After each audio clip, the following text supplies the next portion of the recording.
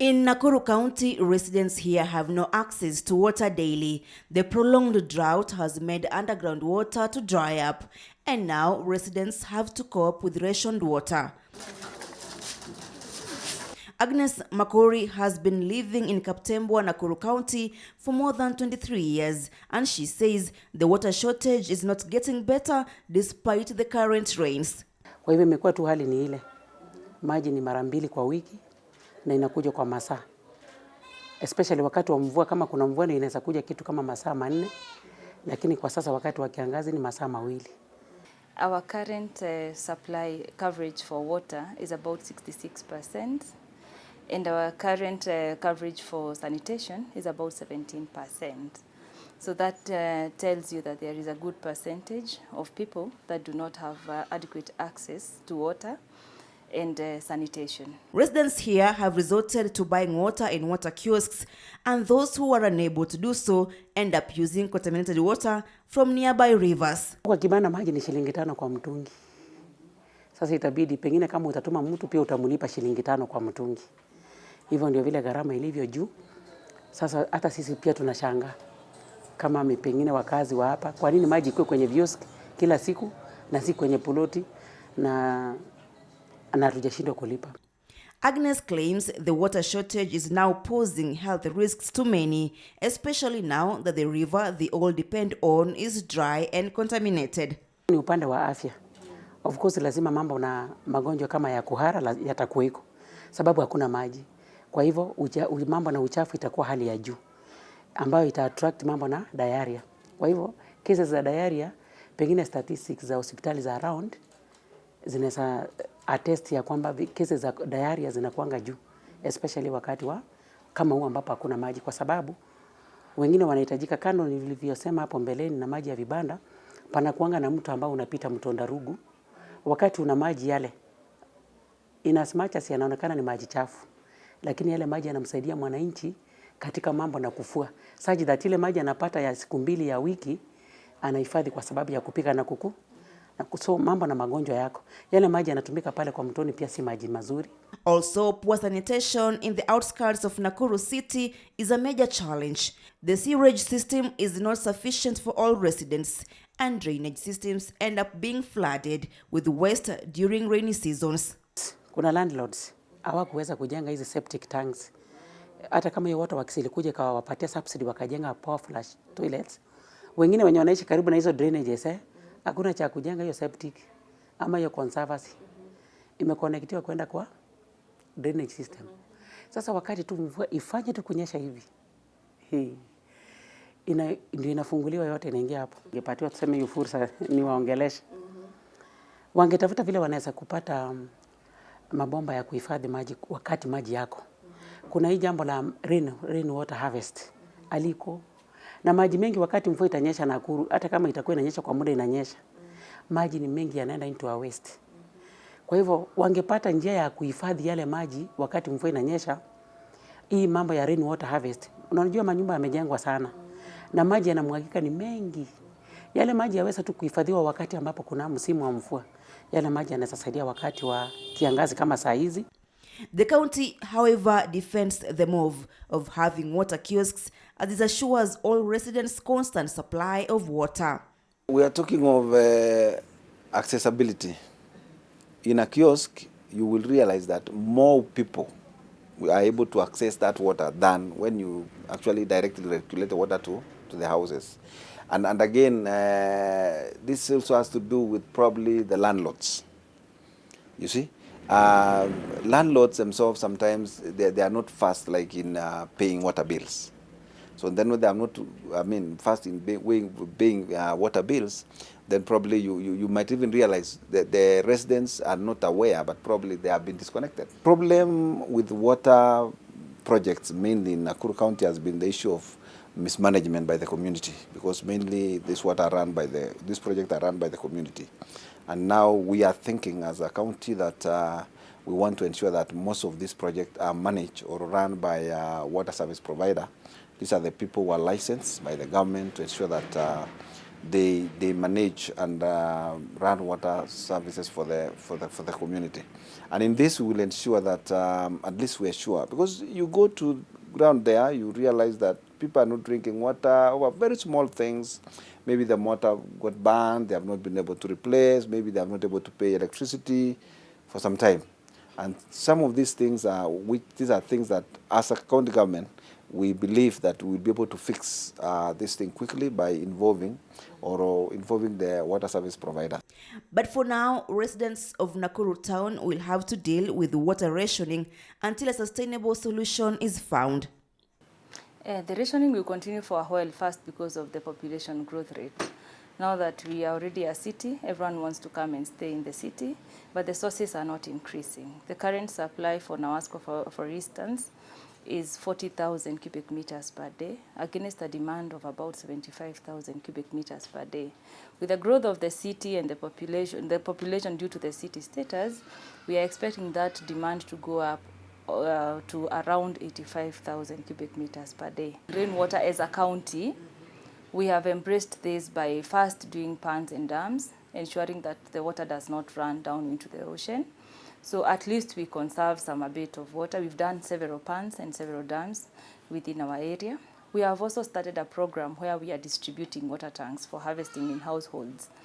We had tried a large-scale water harvesting, rainwater harvesting, but unfortunately, because of limitations of land, we could not be able to accommodate such a big project whereby we would harvest rainwater, have it stored and treated for distribution. So the most we can do currently is to do sensitization to households to ensure that they embrace harvesting of water. And the situation is different in Naivasha sub-county. The available boreholes can sustain the growing population. Na hivyo Wasco tunafanya nao kazi vizuri, wanatusupply na maji na hakuna rationing. Na kama wakati watajua maji itapotea wakati wanafanya maintenance, wanatuandikia message in advance. Na ikienda sana inaenda siku mbili alafu inarudi. Kwa hivyo tutapata shida yote ya maji. Right now we are serving about 11,900 connections. Those ones are we have multi-dwelling units. That is a connection that is serving more than 20 households. We also have communal water points, about 90 kiosks. Then the rest are household connection. We also have commercial and industrial connections. Yeah. Naiva Wasco, the company that supplies residents with water, having had digitized its operation. We rely so much on groundwater sources. And what happens is that boreholes are not really affected very fast by the changes in climate. So they have a bit of resilience when it comes to climate changes. So most of our boreholes are still able to produce more than what we need right now. And therefore we're able to supply to all our customers for 24 hours, unless we have an issue like bursts or power issues. Part of our strategy is to enhance communication with our customers. We try to engage with them. And some of the things that we also try to do is to inform our customers in case we have any challenge with supply. So where we project and we think that we might have any challenge, we communicate to them, or where we have any challenge, we're able to tell them how long we expect that challenge will last. And once we resolve it, also we're able to communicate. The county government of Nakuru is now hoping that the completion of the Itare Dam, which stalled, will help supplement the provision of water for Nakuru's growing population. So once Itare is done, I think it will be able to give us sufficient amount of water. Actually, I think we will be slightly above the demand. We'll be slightly above the demand. I can't get the figures correct, but I think we'll be slightly above the demand. But in due course, as we wait for Itare to be actualized, we have taken up some measures. We have identified a number of good aquifers just within ourselves. And what we are trying to do now is we are trying to gazette. We are trying to gazette these wells. so that now nobody else comes and probably build a structure up or something like that. Nakuru is, however, facing another problem related to water. The level of fluoride found in the water is high, thus affecting its quality. Yeah, so even if we did more boreholes, the areas that can be done boreholes are limited because of quality issues. There are areas that you drill a borehole and the fluoride levels are so high that that water is not fit for consumption. Yeah. Have you found a solution for this fluoride issue? For large-scale production, we have not found. For small scale, that is for households, we have CDN, Catholic Diocese of Nakuru. They had come up with boncha, which is a method of defluoridation, but that is on small-scale basis. That was mainly for household consumption, for drinking purposes only. But for large scale, what Nawasco and other companies within Nakuru County are doing, they are trying blending by getting water from sources that are of reliable quality and blending with the borehole water, which is highly loaded with fluoride, to reduce the concentration. Some of the blending sources are the surface sources, like the rivers, which I've said they have dried. Like this period, dry period, most of the rivers have dried up. So we end up having boreholes that are of relatively high fluoride levels, being the main supply of water. Yeah. As Kenya races towards achieving 2030 sustainable goals, only 62% of Kenya's population has access to water, while 67% of the population does not have basic access to sanitation. The inefficiency of the water supply is making many to be vulnerable to diseases. Half of the world's population, approximately 3 billion people, do not have safe sanitation at home, while a quarter of the world's population do not have safe drinking water at home, whereas an estimated 2.3 billion people do not have a place to wash their hands with water and soap. A number of challenges. I can categorize them into around 5 main areas. One is about the slow sector reform. You know, the sector reform in Kenya started way back in 1999, which went to the Water Act 202. And then so the country has been on a very good trajectory of sector reform. But the rate is very slow. The uptake of the reform is very slow, particularly in the arid and semi-arid lands. Because the country is now at 54%, but in some areas it is between 10 to 20% the coverage of the utilities. So commercialization of water services has not been fully taken up, and this is something that we need to accelerate for us to have universal access. That is one area. And the second challenge is about governance of water services. So even where we have the utilities, the governance is very poor. We have non-revenue water, which is at 45%. You have treated water, released for supply, yet 45% of that water is lost. And globally, the rate is below 20%. So if you look at the impact report produced by WASREB last year, it was released last year, June, they're saying the country is losing 10.5 billion Kenyan shillings, which could have been used to improve extra coverage, extra investment in supply, to improve reliability. So governance is a major issue. Another factor is around maintenance, operation maintenance. You'll see a lot of systems that are not working. In UNICEF, we assessed 10 counties affected by drought, and we found that over 1,000 water sources were not working. And we helped to rehabilitate some of them, but that cannot be a solution. We need to have a longer-term solution for operation maintenance. Several WASH programs going on, like construction of toilets within schools.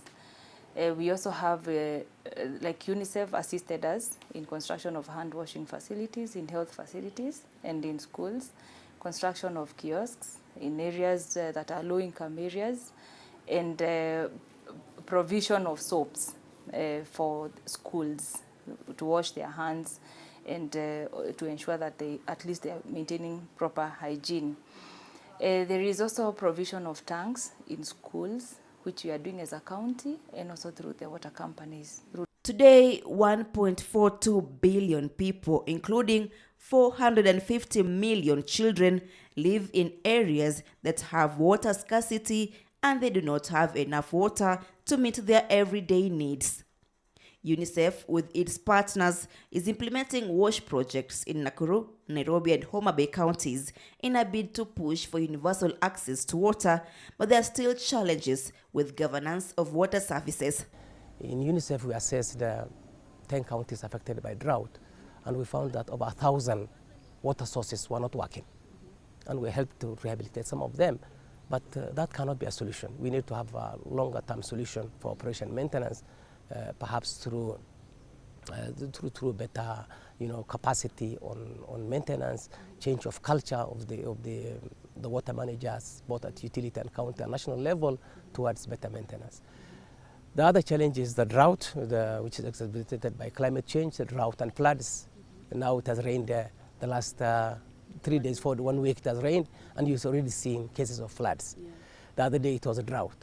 So how can we have, better adaptation to the climate change that we are observing? So then we can improve on better storage of water, which can then be used during the droughts. Even the borehole yields have declined.